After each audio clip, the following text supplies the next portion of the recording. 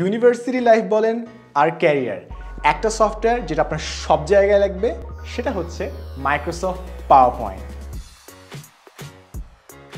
Microsoft PowerPoint course করার পর আপনি দারুণ সব স্লাইড প্রেজেন্টেশন ডিজাইন করতে পারবেন, যেগুলো আপনার মাথার আইডিয়াগুলো পৃথিবীর সামনে দারুণ করে উপস্থাপন করবে।